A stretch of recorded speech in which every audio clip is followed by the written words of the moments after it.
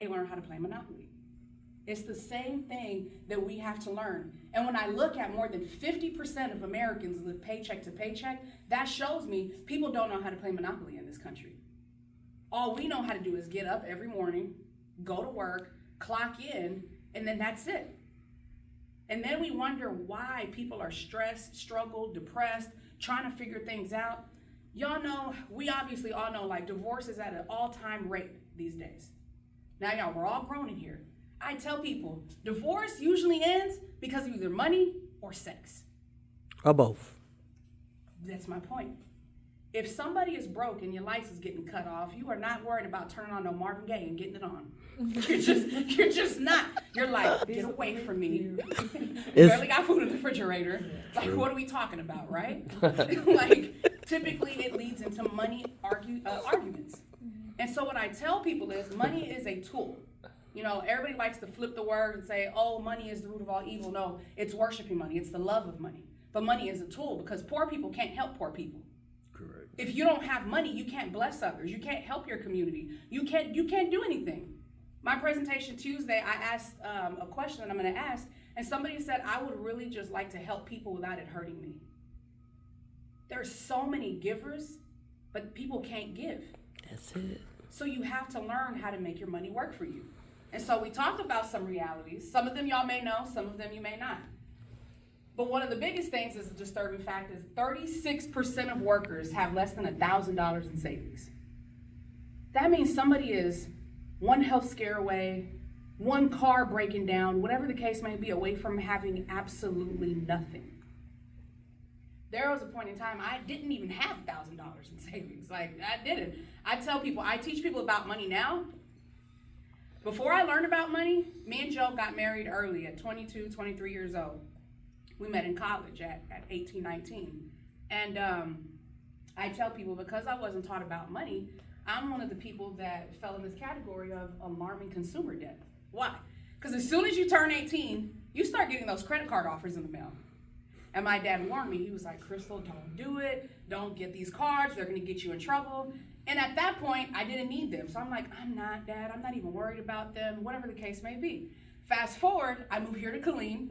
Me and Joe start dating. We think we're grown. We end up moving in with each other at 19 years old. And we're both two broke college students. Next thing you know, our water's getting cut off. Our lights are getting cut off.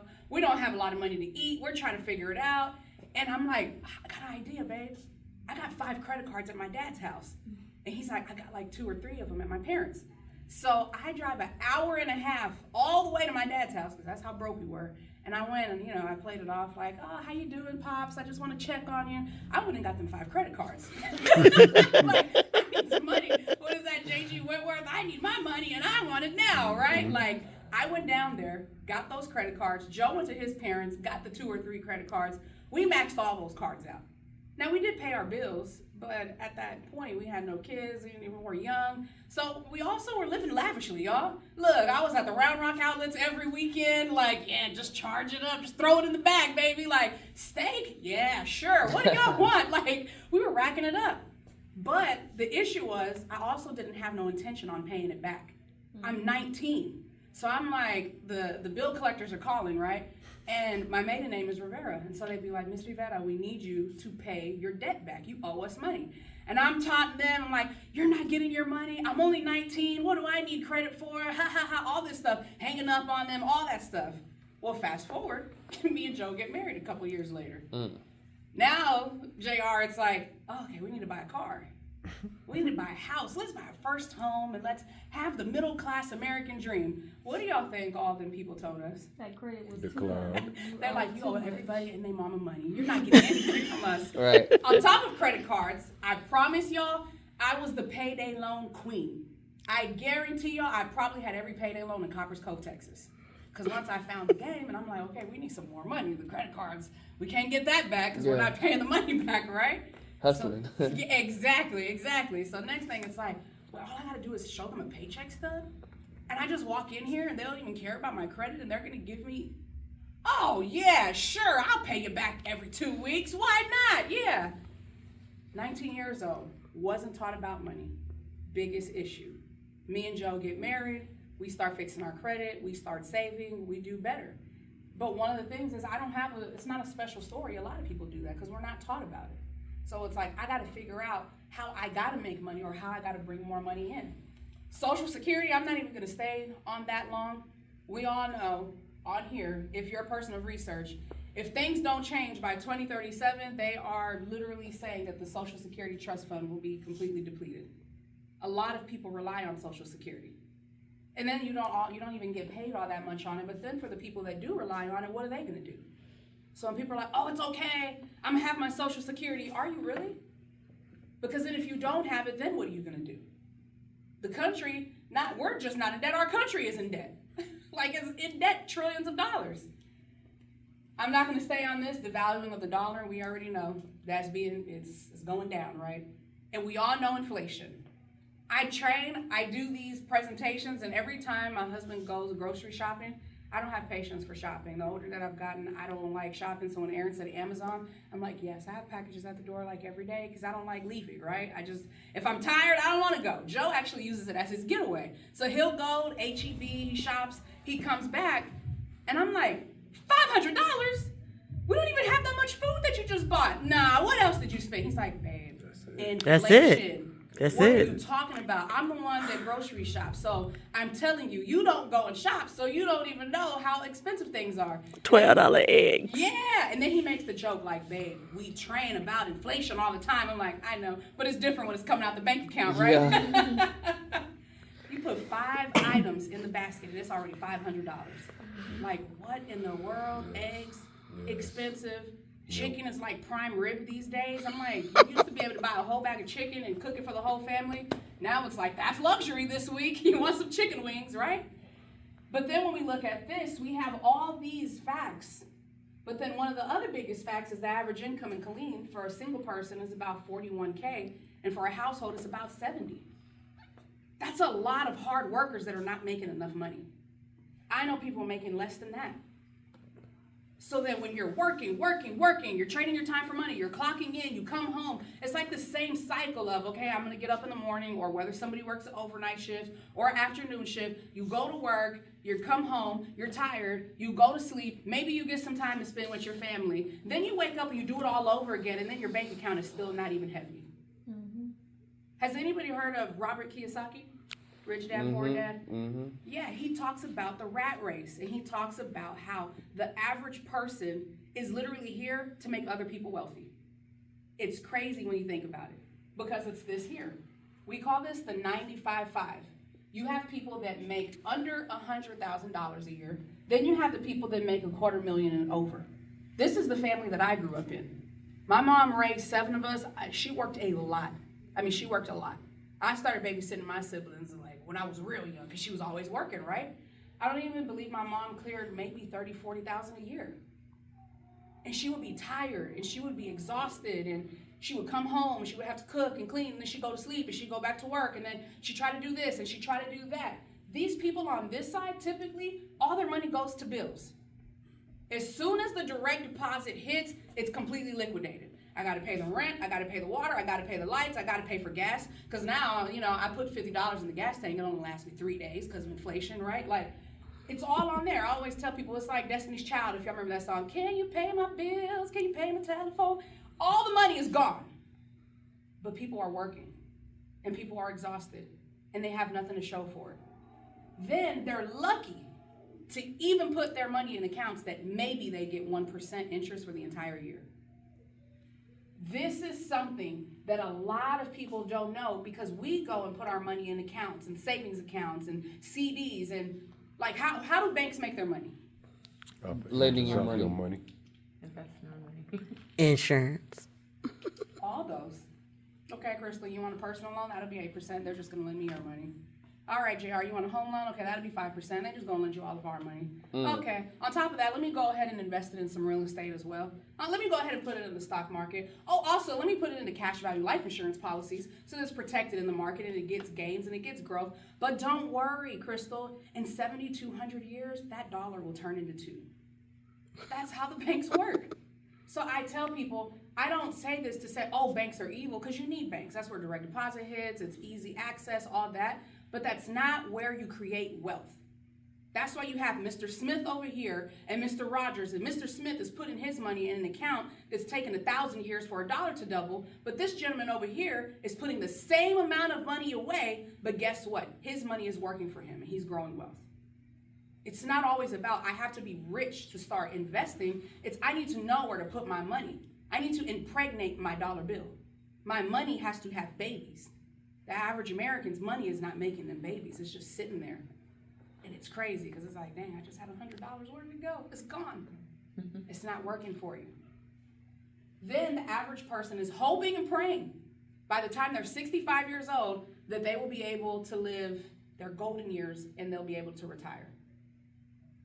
The average 401k balance in this country has about $170,000 to $180,000 after somebody has worked 20, 30, 40 years of their lives and hit 65 years old. It's horrible.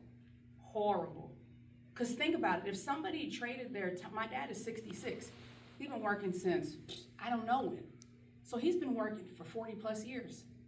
Nothing to show for it. It's scary. It actually gives me anxiety thinking about it. Because I'm like, your whole life is spent working and you have no fulfillment. You have no overflow. You have no surplus. You have nothing that's coming from it besides I'm just put here on this earth just so I can pay bills. But this person here, they traded all that time and all they did was make their employer wealthy. Because that's all it is. I trade my time. You promised to give me this amount of money, and I hope by the time I'm 65, I have enough money. It's crazy. Because who do we typically see door greeting at Walmarts? The elderly. Older individuals. I tell people, do y'all think Nana and Pop Pop really want to wave at y'all at Khalid Walmart? No. I worked there as a door greeter, 19, 20 years old. It was my worst job ever. I got paid minimum wage, and every day, I still barely go to Khalid Walmart. I live in Cole. I barely go to Khalid Walmart because I still have PTSD from when I worked there. I would get cussed out every day at that door just for telling people to have a good day. I'm like, y'all know what? This is not worth it. I'm getting cussed out. You want me to check people's receipts? You want me to be security? I'm only 5 feet tall and I'm getting paid minimum wage. Like, go get you a real security guard. So then imagine people in their 60s and 70s and even 80s doing that job. It's because the average person runs out of money and they can't retire. And we already talked about Social Security. So what we do is we teach people how to get over to the other side. Wealthy people are good at a lot of things, and 2 of them is OPM. Other people money. Other people's money, and OPT. Other people's time. A lot of people are not good at that. That's why the average American doesn't have wealth. That's why 36% of Americans don't have $1,000 in savings. You work every day, or Monday through Friday, or whatever the work schedule is, and you can't even be like, oh, well, at least I'm working, but at least I got $50,000 in savings. At least I got $10,000 in savings. No, people go to work every day, and it's like, oh, Lord, I may have to get another job. If one job doesn't work, go get another job. And then if those 2 jobs don't work, go get a 3rd job. I met a young lady in 2023, and she came to our old office. And she came in for an interview. She was like maybe 38 years old. She was working, she had 4 kids, single mom, was working at a factory in Temple. Then she was doing Uber Eats and Grubhub on the side. And then she also had another part-time job. And she's in my office and she's in there and she's crying and she's like, I don't know how to get out of this cycle. I do not get to see my kids. I gotta figure out how I can do this because I literally have to rely on family, and sometimes they don't want to help me watch my kids because as much as I work, but then I still don't have anything to show for it. I'm still broke after doing all this. That is a lot of people's realities, and we're taught if one job doesn't work, go and get another one. That's trading your time for money. My mentor told me and my husband one time, he asked us a question, and he said, what is the easiest thing that you can get a lot of value out of that you can rent and you can pay for? And we were naming all kinds of stuff. I was like, I don't know, George. He said, the human being. I said, huh? He said, a person. Because all somebody has to say is, hey, here's $10 an hour. give me 8 hours every single day for the rest of your life, and I'll pay you $10. Meanwhile, they're building something greater for the person that's paying them. Exactly. Building somebody else's legacy. Now, I tell people there's nothing wrong with jobs, but there is wrong with getting underpaid. That's the issue. Now, me, I've been a full-time entrepreneur for 8-9 years. Because I told you, I had an early midlife crisis. I was depressed. I was like, I can't do this anymore. My last job that I was at, I literally would pull into the parking lot before I had to clock in, and I would cry in my car. And it was bad. And when I got to that point, I said, this ain't right. What the heck am I doing? But that's how we've been conditioned to think and what we've been taught to do. And I always say, I know I'm not the only person that has ever experienced that. There's a lot of good people that work jobs that they don't like, and they take time away from their families and take time away from other passions or any other things that they can do just because they have to go and work a job. So we teach people on this side, wealthy people are good at investments, stocks, mutual funds, of course, our industry, insurance. Then they know how to leverage their money so that they can actually buy and own and rent properties and then be financially free by the time that they're 50. Then when I do these presentations, I'll have people that are like, well, I'm over 50. Well, there's still hope for you. You just got to get started. That's the biggest thing. So when I think of financial freedom, for me, time is more valuable than money is. Because time is the most expensive currency that you cannot get back. That's why I don't play with my time. I tell people, like, my time is so precious. When I was younger, I didn't understand it. And as you get older, you're like, I'm starting to sound like them old folks used to say, like those phrases, like, time is short and all this. And I'm like, no, it really is. Because I look up and one day I'm like, yeah, I just graduated high school. I'm 18. And then you look up and you're like, oh my God, I'm 30, 40, 50, 60, whatever the case may be. And you look back on all the rest of your years and you're like, how much value have I actually done since I've been here? What do I actually have to show for it? I'm 36, so I look back and I'm like, okay, out of my 36 years of life, and then I graduated high school at 18, from 18 to 36, that is why I had that midlife crisis, early midlife crisis. Because I said, I don't want to be like other people that I've seen. I don't want to be, as much as I love them, I don't want to be like my parents. I don't want to be like my siblings. I don't want to be like other friends that I've seen. I refuse to do that. So I always tell people, I'm the crazy one in my family that just said, I'm going to do something different. And if I have to risk it, then I'm going to risk it. Because I refuse to be mediocre. I refuse not to win. And I refuse for every single generation in my family to struggle. I will carry that burden on my back and I will create generational wealth. Everybody's not willing to do that. For me, I was willing to do that. I've lost a lot of money in business. Me and my husband's first business was a car dealership we opened in Cove at about 26 years old. That was when I was like, I'm done. Joe was like, babe, I'm tired of hearing you complain. Pray about it. Find out what you're supposed to do, because I hate seeing you this way. And every time you come home from work and I ask you how it's going, you're like, oh, I hate it. It's horrible. You're like, please figure it out. And so I was like, I prayed about it. And I did not think I was going to be an entrepreneur. Why? Because I'm a big introvert. People see me, I do presentations, I mentor, I train, I do all kind of stuff. But I tell people, when you want to change so bad, you're willing to change yourself. So I tell people, oh, I'm an introvert. Oh, I'm shy. Me too. I'm a singer. Nobody heard me sing a song until I was 26, 27 years old. Because then I started realizing I have to be a good steward of the gifts that God has given me. So if I say that I want to do something big in life, I can't say, oh, I'm shy, or oh, I'm an introvert, because what does that do? That holds all my gifts inside of me, which means that the blessings are also being held. No, forget that. I'm going to be great. So even though it may be a little uncomfortable, what I'm going to do is I'm going to do something that maybe I wouldn't be used to. Because you have to do things that you're not used to get things that you've never had. You can't do the same thing and expect a different result. Y'all have heard that phrase, right? Mm-hmm. Doing the same thing over and over again and expecting different results is called what? Insanity. Insanity. That's what a lot of people do. So when I look at this and I think of financial freedom, I think of time. I think of, okay, I'm 36. I got licensed at 30. And even though I didn't really take it serious the first couple of years, once I did and the business got serious for me, I was like, wow, it actually really changes people's lives. Wow, it actually changed our lives financially. I actually don't ever have to work for another person again a day in my life.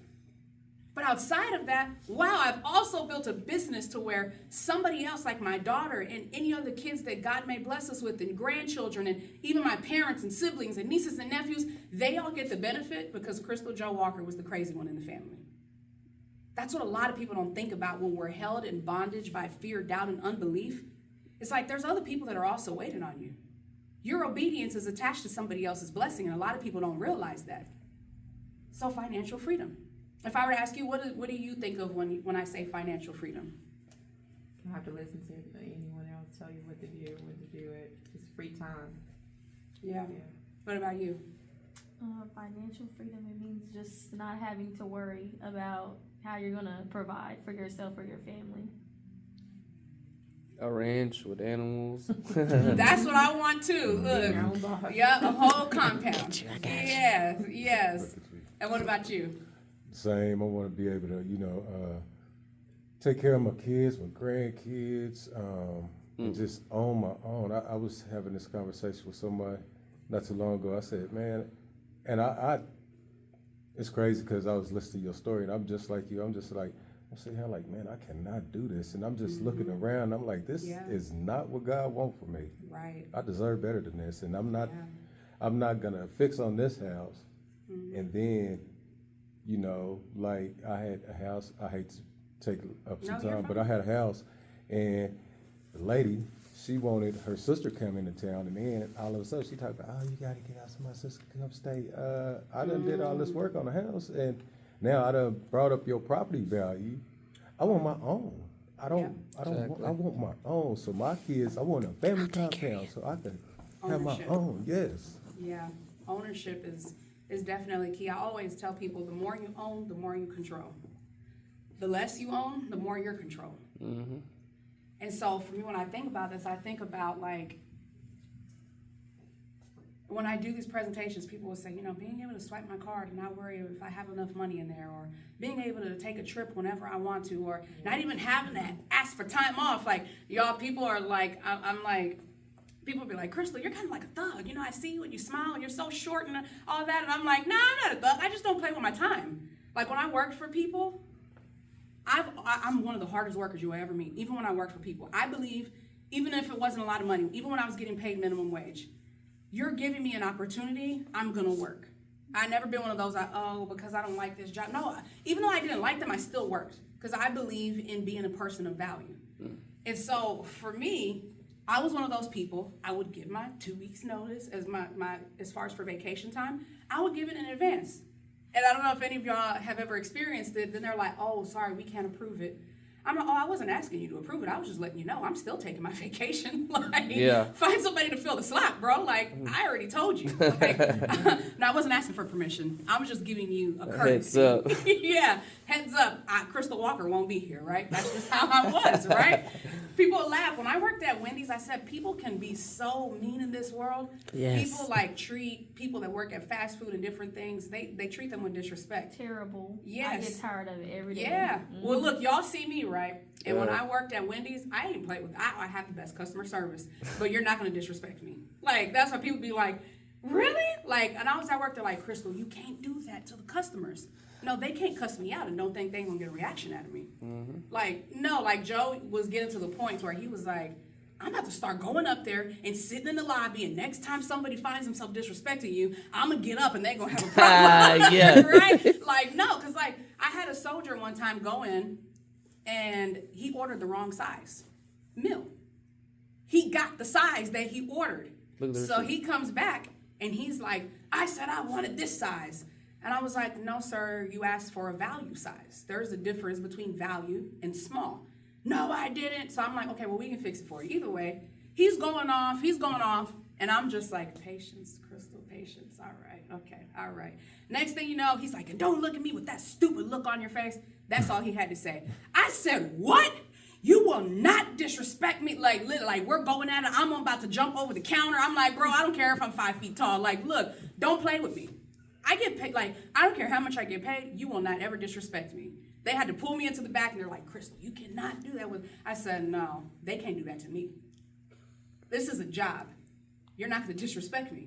So when I think about that, I think of time freedom. How many people are like, my God, like, I just want to be able to just go travel the world, or I just, Vacation. yeah, I just want to be able to do this, or I think my daughter literally doesn't have to have the same life that I had. Because mommy and daddy learned about money and we got into a good industry. Then I think of like, man, she's gonna be able to have so many more opportunities than I had. I didn't have opportunities. It was just like I had to work. You know, my parents did the best they could. Just go work hard, Crystal. Go work hard, Crystal Joe. Okay, that's what I'm doing. Still not working. What do I got to do? I'm already working 3 jobs. Like, come on, what else do I have to do? She doesn't have to do that. As parents, is anybody parents in here? As parents, any good parent wants their child to have better than what they had. And so for me, I think, and I'm like, wow, I'm so blessed that I learned this information, that I found this industry, that I learned about these products, because my daughter doesn't even know how good she has it.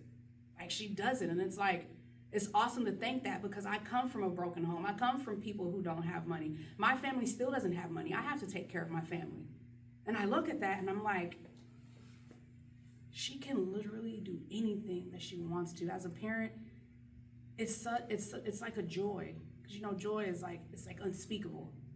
Because it's like, I had to do a lot to get to where I'm at. And I'm still not where I want to be at. But I had to do a lot to get to where I'm at. And just with the products that we set up for her, and just with the money that we make in this business, and the connections and everything that we have, it's like, that's financial freedom. Because it's not just about me, it's about the people around me. It's about the people after me. I always tell people, our family legacy, they will have pictures of me and Joe over the family home, over the fireplace, and they're going to be like, that was great, great, great, great grandma and grandpa Joe and Crystal Walker. They changed our family legacy. There you go. That's what it's all about. That is. You know, it's not just, oh, I just want to buy something. I like nice things. When you get to know me, I do. Nothing wrong with it. If you can afford it, it's good. If you can't afford it, make more money so that you can, right? But I also am a very big giver. And I'm like, wow, because when you don't come from anything, you start to learn it's not the life to live. And so 3 things that we talk to people about is 3 things that we believe people should own: a business, real estate, and life insurance. When we say a business, by the way, we don't mean quit your job, fire your boss, and just go all out butt naked and just see if you make it. No, that's my story. Yeah. That's me and Joe's story. That's me. That's me and JR, right? Like, I was just like, I'm done with this job. YouTube and Instagram told me I'm gonna be a millionaire in a couple of months. Peace out. You'll never see me again. You don't want to finish your 2 weeks notice, you won't be rehireable. Rehireable? Bye. I'm not gonna get a job again. Like, that's my story. But I tell people on a part-time basis, we do believe everybody should own some type of business, because it's yours and nobody can take it away from you.